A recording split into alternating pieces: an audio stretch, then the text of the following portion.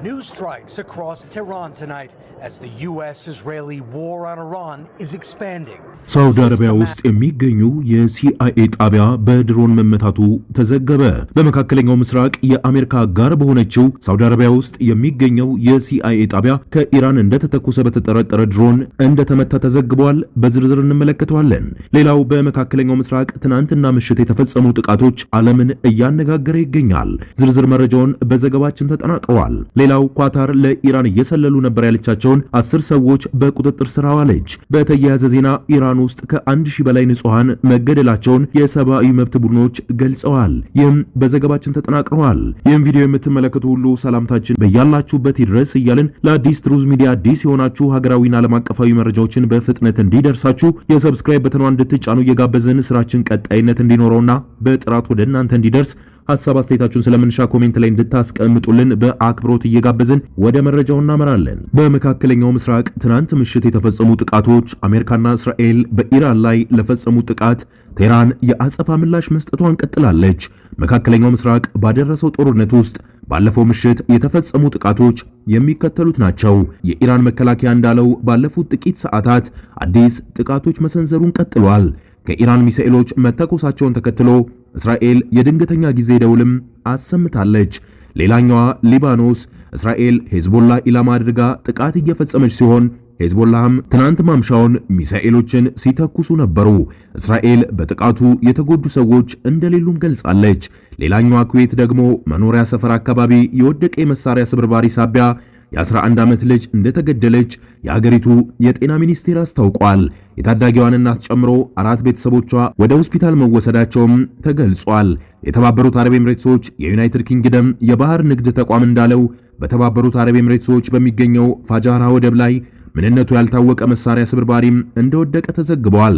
መርከቡ ላይ ጉዳት ቢደርስም የመርከቡ ሰራተኞች እንዳልተጎዱ ግን ተገልጿል። ሌላኛው መረጃ ኳታር ለኢራን እየሰለሉ ነበር ያለቻቸውን 10 ሰዎች በቁጥጥር ስር ማውላለች። የኳታር የጸጥታ ኃይሎች ለኢራን እስላማዊ አብዮታዊ ዘብ ሲሰልሉ የነበሩ 2 የስለላ ህዋሶች ረቡዕ ዕለት በቁጥጥር ስር ማዋላን የሀገሪቱ የመንግስት ዜና ወኪልም ዘግበዋል። ከተጠርጣሪዎቹ መካከል 7ቱ የሀገሪቱ ወሳኝና ወታደራዊ መሰረተ ልማቶችን የተመለከተ መረጃ የመሰብሰብ የስለላ ተልዕኳቸው ተሰጥቷቸው እንደነበረም ዘገባው አመልክቷል። በስለላ የተጠረጠሩ ቀሪዎቹ ሰዎች ደግሞ የድሮን አጠቃቀም ስልጠና የወሰዱ እንደሆነም ተገልጿል።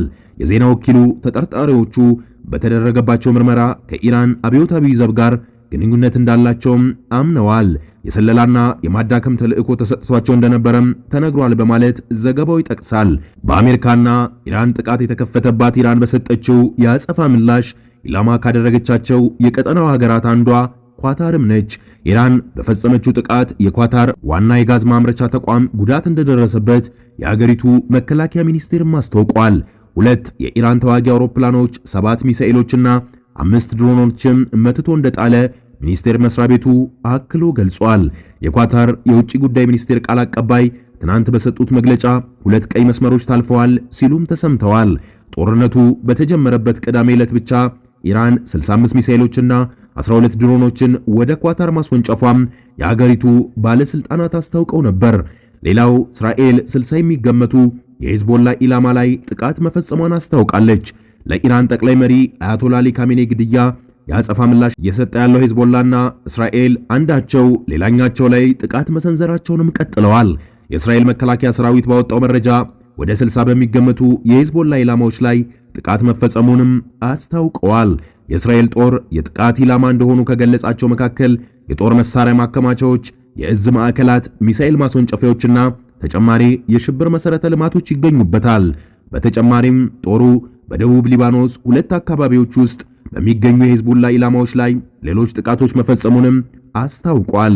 ሂዝቦላ በበኩሉ በሰሜን እስራኤል በሚገኘው ሃይፋ የባህር ኃይል ጦር ሰፈር ላይ ጥቃት መፈጸሙንም ገልጿል።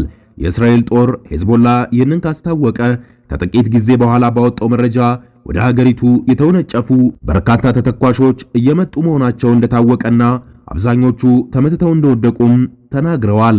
ከእኩለ ሌሊት በኋላ ደግሞ በሊባኖስ መዲና በቤይሩት ውስጥ ከፍተኛ ፍንዳታ መሰማቱን የዜና ወኪል ኤኤፍፒ ዘጋቢ ገልጿል።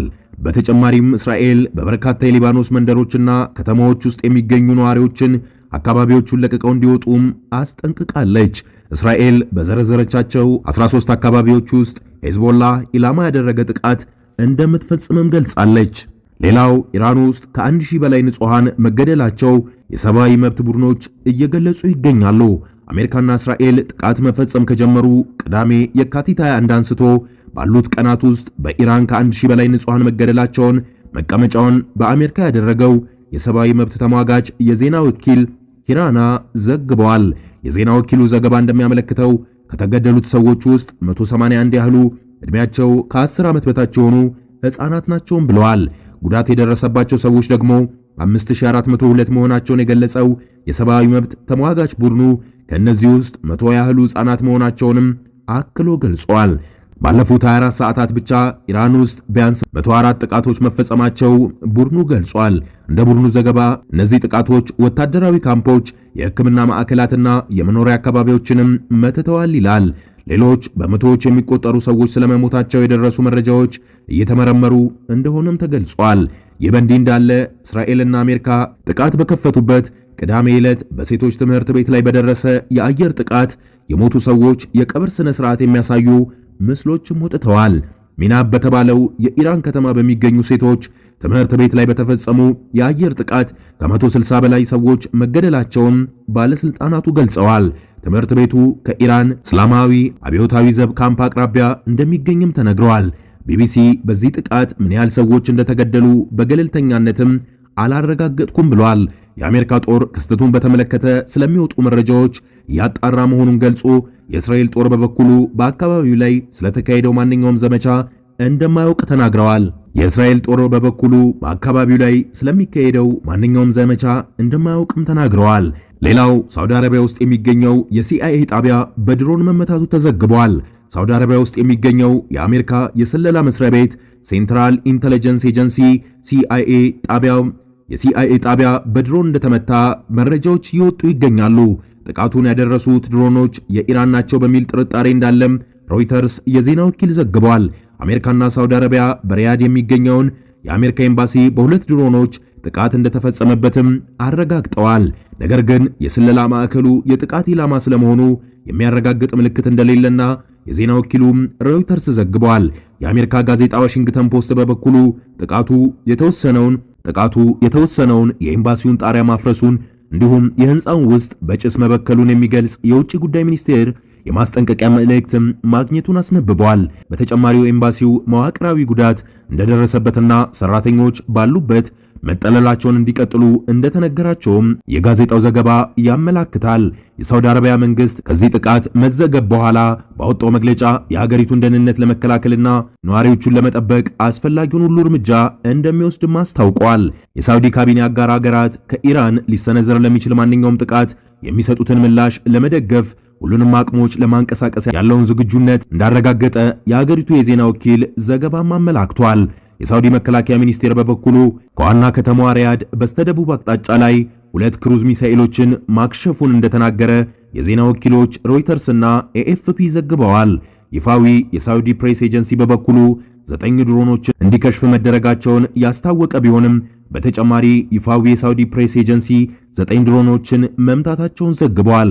የሳውዲ ባለስልጣናት እንዲከሽፍ የተደረጉት ሚሳኤሎችና ድሮኖች ከየት እንደተተኮሱ ግን እስካሁን አልገለጸም። በመጨረሻም አሜሪካ ኢራን ውስጥ ከ1700 በላይ ኢላማዎችን መምታቷን አስታውቃለች። ቅዳሜ ዕለት በኢራን ላይ በተከፈተው ጥቃት በ3 ቀናት ውስጥ ከ1700 በላይ ኢላማዎችን ኢራን ውስጥ መምታቷን የአሜሪካ ሰራዊት ማዕከላዊ እዝ ሴንትኮም ያወጣው መረጃም ያመላክታል። በጥቃቶቹ ኢላማ ከተደረጉ ስፍራዎች መካከል የሚሳኤል ማስወንጨፊያዎች፣ የባህር ኃይል መርከቦች፣ ባህር ሰርጓጅ መርከቦችና የመቆጣጠሪያ ማዕከላትም ይገኙበታል ተብሏል። ማዕከላዊ እዙ ጨምሮም ለእነዚህ ጥቃቶች በርካታ ተዋጊ ጀቶችን ጨምሮ የጦር አውሮፕላኖች፣ ሚሳኤሎችና የጦር መርከቦች ጥቅም ላይ አውለዋል። መረጃው በ72 ሰዓታት ውስጥ በኢራን ላይ የተፈጸሙ ጥቃቶች ዝርዝር ያወጣ ሲሆን በቅድሚያ ኢላማ የተደረጉት ለዘመቻው እንቅፋት የሚሆኑ ስፍራዎች እንደሆነንም አክሎ ጠቅሷል። እስራኤል ከአሜሪካ ጋር በመቀዳጀት በኢራን ላይ ጥቃት በከፈተችበት ዕለት ድንበር በምትጎራበታት ሊባኖስ ውስጥ በሚገኘው የኢራን አጋር በሆነ ሂዝቡላ ላይም ጥቃት ከፍታለች።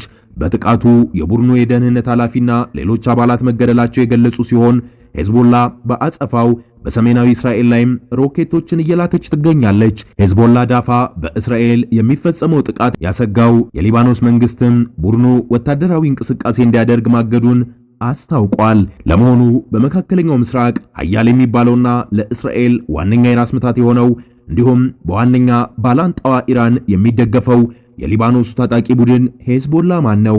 በሌላ ቪዲዮአችን በዝርዝር የምንመለከተው ይሆናል። ለሰዓቱ የነበረን ትኩስ መረጃ ግን ይህንን ይመስላል። በሌላ አዳዲስ መረጃዎች እንድንገናኝ የአዲስ ሚዲያ ትሩዝ ቤተሰብ እየሆናችሁ እንድትጠብቁን እየጋበዝን እኛ ግን ከወዲሁ ቸር ቆዩ እንላለን።